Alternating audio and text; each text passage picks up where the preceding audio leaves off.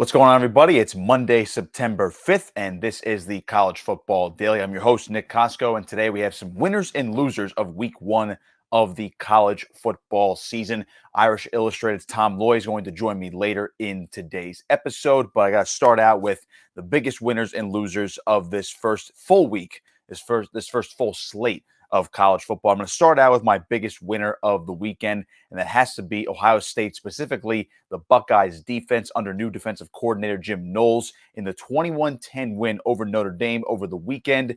Ohio State held Notre Dame to just 10 points, including 0. That's a big fat goose egg in the second half at home against the Fighting Irish. Now, to me, this is a huge sign moving forward for the Buckeyes in their quest to return to the college football playoff and get to a national championship and then finally win the national title under Ryan Day. Now, of course, the biggest questions for Ohio State coming into the 2022 campaign was the defense and how it would fare with some new look guys, graduating a few players, and obviously bringing in a new defensive coordinator. But Knowles obviously brought in that toughness from Oklahoma State, which had a solid defense last year, and now going into the rest of this season, I think the Ohio State defense is not one to be trifled with within the Big Ten, obviously going on display on a national stage at home against the fifth-ranked team in the country. It was a fantastic display of defense. The Notre Dame offense was just stuffed pretty much all night long, and even after Ohio State trailed earlier in that game, they woke up. They absolutely woke up in the third and fourth quarters, and of course Notre Dame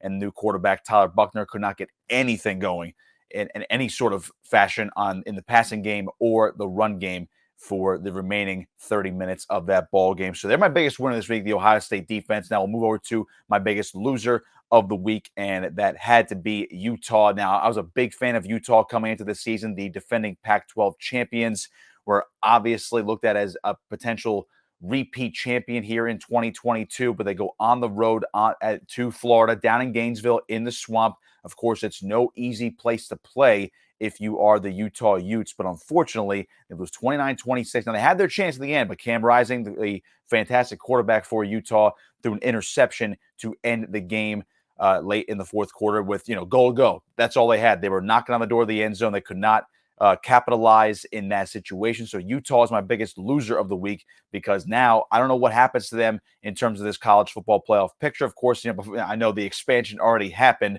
or at least it was approved for a couple years down the line, but we're not going to have 12 teams yet. Still only have 4 teams and already 1 loss for Utah. I mean, again, we've seen it already before. If you have 2 losses, you're not making the college football playoff with 4 teams. It's as simple as that. And Utah obviously lost to a very good SEC team, or so it seems on paper right now, in the Florida Gators under Billy Napier. So, it's a good loss, we'll say, but in the grand scheme of things, it's not good for the playoff positioning for Utah. And again, it doesn't affect their Pac-12 title chances, but they're my biggest loser because they could have made a huge statement to open up the season. So Utah, unfortunately, gets a big L from me after week 1. So we'll switch over back to some winners now. It's Notre Dame. And for some reason, people are going to ask me, why is Notre Dame a winner, even though they just lost to Ohio State? But I got to say, Notre Dame's playoff aspirations are still alive. Again, we mentioned how you cannot have more than 1 loss to get into the playoff, but this is a quality loss for Notre Dame. Again, it was on the road. I know the offense didn't show up in the second half, but still, you only lose 21-10. You hold Ohio State's high-powered offense to just 21 points on the road in the Horseshoe. Very impressive to me. So my hat's off to Marcus Freeman and company. Again, don't forget, this team still has Clemson and USC, among others, on this loaded schedule here in 2022. So they can certainly make up ground, especially if Clemson is a highly ranked team towards the end of the year as well. And it seems like USC will be in the mix as well in terms of whether they're going to be in the playoff race or they're going to be within the top 15, top 10. It seems like that after 1 week for USC as well. So I put my money on Notre Dame being in the thick of things. If this team is going to be this good as what they were on Saturday against Ohio State, they could certainly win a lot of games. I'm thinking 9-10 wins at minimum for Notre Dame right now. So they're still a winner in my book after a stout performance on defense. And obviously the offense does need a little bit of work. But again, we're going to bring in Irish Illustrated's Tom Loy later in the show to discuss more on Notre Dame and what they need to do moving forward. So back to my losers of the week, I got to look at the Carolina schools. All right, North Carolina and NC State. I know they both won over the weekend, but the defense for North Carolina, by the way, just absolutely horrendous. Gene Chizik was getting ripped on social media over the weekend after giving up 61 points. And now it's 2 straight weeks where North Carolina's defense has been questioned. Former Clemson and Duke quarterback Chase Bryce at Appalachian State just absolutely tore them up. And if it weren't for a bad throw on a 2-point conversion the first time around, and obviously North Carolina getting a little lax towards the end of the game, Appalachian State might have won that game outright, or they would have won in overtime. So North Carolina, to me, very lucky to get away with a win over the weekend. And again, they have to do something with that defense. I know North Carolina has a great offense. Quarterback Drake May looks like the real deal. Mac Brown sung his praises along with Chase Bryce on the opposite end of the spectrum over there. So we'll see what happens with them moving forward, but they're a loser for me this week, as well as NC State. Now, again, you win 21-20 over East Carolina.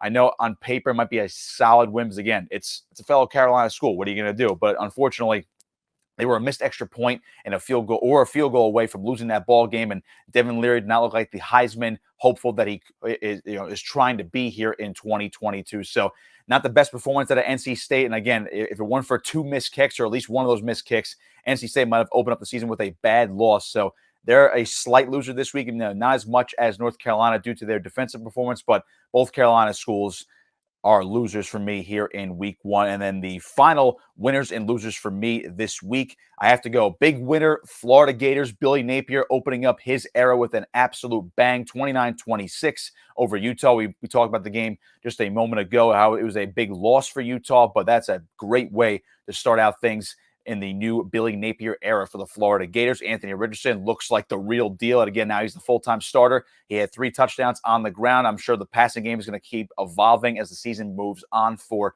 Richardson and company. The Florida Gators, one of my biggest winners in college football over the weekend. And then one of my other biggest losers from the weekend. And there's not much to say about this one, but a 49-3 loss for Oregon is unacceptable for head coach Dan Lanning. And again, I know you're going against the defending national champions at a neutral site, but again, 49-3, I mean, that is just absolutely horrendous. I don't know what happened there. Bo Nix looked lost against a very talented Georgia defense, despite that team graduating and having a lot of players going to the NFL as well. So Oregon did not show up. And I know Kirby Smart previously said that he wasn't worried about Dan Lanning, and there wasn't a shot at Dan Lanning a couple weeks ago, but going up against his former defensive coordinator, I'm sure he knew what to expect. And Georgia, you just see the talent gap right now between Georgia and a team like Oregon that was highly ranked to start the year. So you got to wonder how they're going to bounce back from this. But being an absolute no-show on a big stage on Saturday, that's a big loss in my mind. All right, so we're going to step aside and take a quick break. On the other side, we're going to welcome in Irish Illustrated's Tom Loy to the program to talk a little bit about Notre Dame and their performance against Ohio State. So don't go anywhere. This is the College Football Daily on 24/7 Sports. Pleased to welcome in now Tom Loy of Irish Illustrated, our Notre Dame site on 24/7 Sports, to wrap up this week 1 reaction year, biggest winners and losers. So, Tom, I actually put Notre Dame, if you missed it, I actually put them as one of my winners this week, despite the loss to Ohio State. And again, you had the number 2 team in the country, number 5 team in the country, good defensive performance out of the Fighting Irish, holding Ohio State to just 21 points. But obviously, if we're going to make a loser out of this game, it has to be the Notre Dame offense. But first, I just want your first reaction to this game where Notre Dame, they had the lead, they had Ohio State on the ropes there, but ultimately the Buckeyes won this game at home at the Horseshoe. Yeah, man, it was a battle. And to be completely honest, despite the points not being in the 30s and potentially 40s like I thought, I really saw a close game. I thought, I even wrote and said on radio hits and podcasts and everything, I thought it was going to be a game where Notre Dame had the chance to take the lead at some point in the fourth quarter. They only lost by 10 points, and this was a game they should have won. And if you look at the IrishIllustrated.com message boards, you can tell that the fans at one point noticed that they could have won this game, probably should have won this game. There was just a little bit of lack of execution here and there, but they fall 21-10. I just knew they weren't going to get blown out, and it wasn't going to be a point. That 17-point spread blew my mind a little bit, because this Notre Dame team is too talented across the board. But all in all, I think just kind of quick impressions. Defensively, Al Golden was brought in to lead this team, this defense, to be in a position to beat teams like Ohio State, Clemson, USC. And I think this Notre Dame defense is real. I think they're very real. He had these guys ready. And other than the one, I think it was the end of the third quarter, the touchdown pass to Xavier Johnson where he beats Jaden Mickey on the post pattern. I didn't understand the move to bring Brandon Joseph in from the safety and blitz him, because you kind of leave your guy on an island, and a freshman at that, in an obvious passing situation. So that was the one thing that kind of made me like, all right, if they hold them to a field goal, I think it's a tie ball game at that point, and you never know what happens, or a 3-point game, whatever it was at that time. But that was probably the only moment where I thought, well, what were you guys doing? But all in all, love the effort of the defense. Thought it was terrific. Offensively, lacked some creativity. There was a couple chunk plays and a couple big moments where you see the flashes, but man, it just felt like they got a little vanilla at times, especially in the second half. And that really was the difference maker. They didn't connect in a couple deep balls. I know Tyler Buckner threw what looked to be a near dime down the sideline, and he just missed the receiver by a step. And, that could have gone for 6. So, and then the first possession, obviously, Lorenzo Styles breaking free, and that could have been a nice touchdown starter. So a couple things, but if you don't realize the potential of this team and the fact that this team could still win a lot of games, you're just kind of either being a hater or just a little frustrated over the top.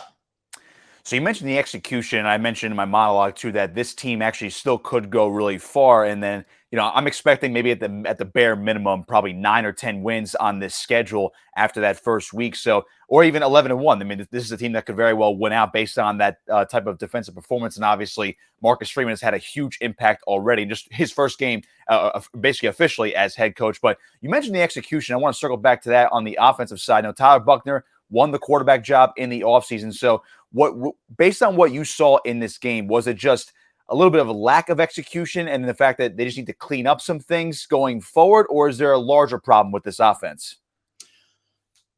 It's tough to answer that right now, but I will say that I don't think it's a larger problem. I think they're going to continue to clean it up, get better. I mean, this was Tyler Buckner's first start. I know he had spot duty and things like that. And he had flashes, Virginia Tech, all that stuff last year. This was his first start. And anybody trying to write this kid off is just missing the big picture of what this kid can do, both with his arm and with his legs.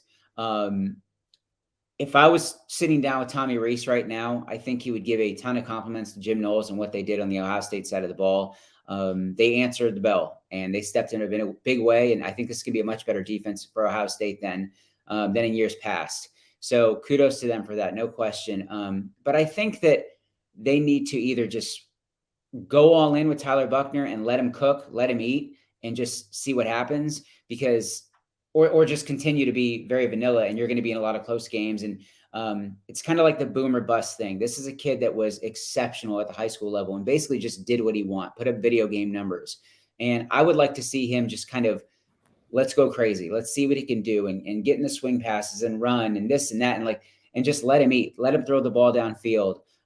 Don't be afraid for him to throw the screens the slants and the screens and all that kind of stuff. So I just think they need to go all in and let it happen. And then kind of go from there. So I wouldn't call it an issue big picture. I think they clean it up early. They got Marshall, they got Cal. There's opportunities there. And you have a long way until you have weeks until you get to BYU. Is going to be a really tough matchup. You got a long time for Clemson. You got a really long time for USC. So there is plenty of time to clean things up and get better. I think the defense is going to be fine. But don't be afraid to get a little creative on the offensive side of the ball. But I just go all in with Tyler Buckner and just let him do his thing. So I'll leave you here with this one. Again, I hate to overreact and obviously, project, 11, 12 weeks into the future for this season. But, this is a team where I mentioned that basically anybody right now cannot afford more than one loss to get to the playoff.